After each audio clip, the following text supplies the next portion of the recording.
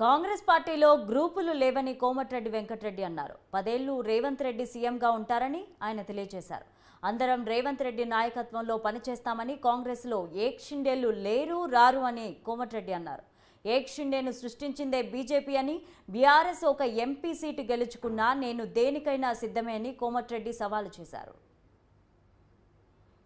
మహారాష్ట్రలో ఎన్సీపీని శివసేనను చీల్చి ఎమ్మెల్యేలను కొని ప్రభుత్వాన్ని ఏర్చుకొని ఏకనాథ్ షిండేని సృష్టించింది మీరు. మా దగ్గర ముఖ్యమంత్రిగా రేవంత్ రెడ్డి గారు 5 ఏళ్ళు ఉంటారు, ఇంకా 5 ఏళ్ళు 10 ఏళ్ళు కూడా మేము కాంగ్రెస్ ప్రభుత్వం ఉంటుంది, మళ్ళీ కూడా రేవంత్ రెడ్డి గారే ఉంటారు. నేను ఒకటే చెప్తాను, ఎందుకంటే ప్రతిసారి నా పేరు కూడా వాడుతుంది మహేశ్వర్ రెడ్డి. నువ్వు మీ పార్టీలో అంతర్గత విషయాలు బండి సంజయ్, కిషన్ రెడ్డి, బండి సంజయ్ ఎందుకు కిషన్ రెడ్డి కూర్చోబెట్టాను నీకు తెలుసా? మా పార్టీ అంతర్గత విషయాలు ఎప్పుడు కూడా మాట్లాడదు. ఒక జాతీయ party LP leader, legislative party లీడర్గా నిన్న ఆయన చిట్చాట్లో మాట్లాడుతుంది. ఈయన ఎమ్మటి 10 మంది ఉన్నారు. బట్టి విక్రమార్క అంటే మా గౌరవం. మీరు దళితులు ఆ రోజు ప్రతిపక్ష నాయకులు ఉంటే ఓర్వలేక 13 మంది ఎమ్మెల్యేలని సంతలో పశువులు ఉన్నట్టు ఉన్నారు.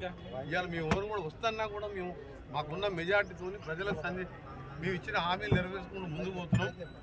అందుకనే చెప్తున్నాం ఈరోజు మళ్ళీ ఎందుకు క్లారిఫై చేస్తున్నాం అంటే, గడుకోసారి మీరు హరీష్ రావు గారు కానీ మహేశ్వర్ రెడ్డి గారు కానీ ఎవరైనా మాట్లాడే ముందు ఆలోచించుకొని మాట్లాడండి.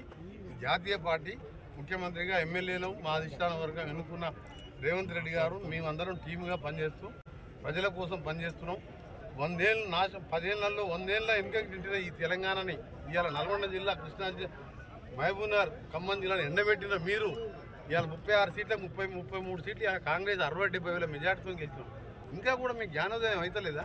అందుకనే కోమటిరెడ్డి వెంకటరెడ్డి అనే పదవి ఎప్పుడు కూడా తీసుకోవద్దు. నేను ఒక క్రమశిక్షణ కార్యకర్తని ఇవాళ ఒకటే చెప్తున్నాం.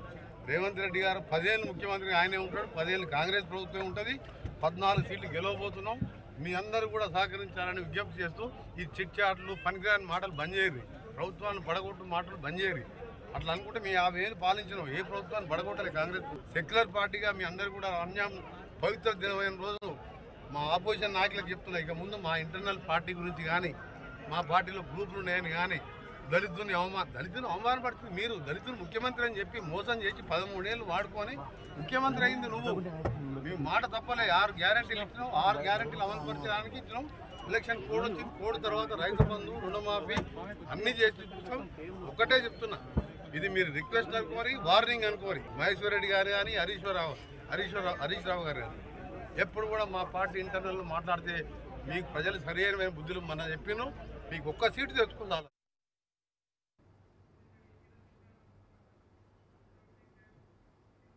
దీనిపై మరింత సమాచారం మా ప్రతినిధి వెంకటరెడ్డి అందిస్తారు. వెంకటరెడ్డి, చెప్పండి. Good morning Lavanya. ఇక నల్గొండ జిల్లాలో రోడ్లు భవనాల శాఖ మంత్రి కోమటిరెడ్డి వెంకటరెడ్డి పర్యటన కొనసాగుతోంది. మాజీ మంత్రి కుందూరు జానారెడ్డి, అదేవిధంగా కాంగ్రెస్ పార్టీ ఎంపీ నల్గొండ అభ్యర్థి రఘువీరెడ్డితో కలిసి ముస్లిం సోదరులకు రంజాన్ శుభాకాంక్షలు చెప్పేందుకు కూడా ఇక ఈ పర్యటన ఖరారు చేసుకున్నారు.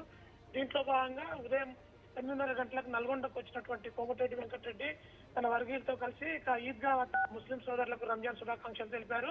ఇక అనంతరం కూడా మీడియాతో మాట్లాడుతూ ఆసక్తికర వ్యాఖ్యలు అయితే చేశారు. ఇక ప్రస్తుతం మహేశ్వర్ రెడ్డి చేస్తున్నటువంటి కామెంట్స్ కావచ్చు, మరొక వైపు ఇటు బీజేపీ పార్టీపై కూడా ఘాటు వ్యాఖ్యలు అయితే చేశారు. రాబోయే 10 సంవత్సరాలు కూడా ఖచ్చితంగా తెలంగాణలో కాంగ్రెస్ పార్టీ అధికారంలో ఉంటుంది, రేవంత్ రెడ్డి ముఖ్యమంత్రిగా కొనసాగుతారంటూ కూడా ఆసక్తికర వ్యాఖ్యలు అయితే చేశారు. మరొక వైపు ఇటు బీజేపీ పార్టీ కుల మతాల మధ్య చిచ్చు పెట్టి ఈ ఎలక్షన్ లో లబ్ధి పొందే విధంగా కూడా చర్యలు చేపడుతుందంటూ కూడా ఇటు ఘాటు వ్యాఖ్యలు అయితే చేశారు. మహేశ్వర్ రెడ్డి నోరు అదుపులో పెట్టుకోకపోతే తగిన మూల్యం చెల్లించాల్సి వస్తుంది, బీజేపీ రాష్ట్ర అధ్యక్షుడిగా బండి సంజయ్ ని ఎందుకు మార్చారో తెలుసా అంటూ కూడా ఇతో పలికే పరిస్థితి అయితే ఉంది. ఇక మరొక వైపు ఇటు బీఆర్ఎస్ అదేవిధంగా బీజేపీ నేతలను ఇద్దరిని కూడా టార్గెట్ చేస్తూ కోమటిరెడ్డి వెంకటరెడ్డి గత 10 సంవత్సరాల వరకు కూడా తెలంగాణలో ఖచ్చితంగా కాంగ్రెస్ పార్టీ అధికారంలో ఉంటుంది, రేవంత్ రెడ్డి ఆధ్వర్యంలోనే తాము పనిచేస్తామంటూ కూడా ఇటు స్పష్టం చేసిన పరిస్థితి అయితే ఉంది Lavanya. Right, thank you Venkatareddy.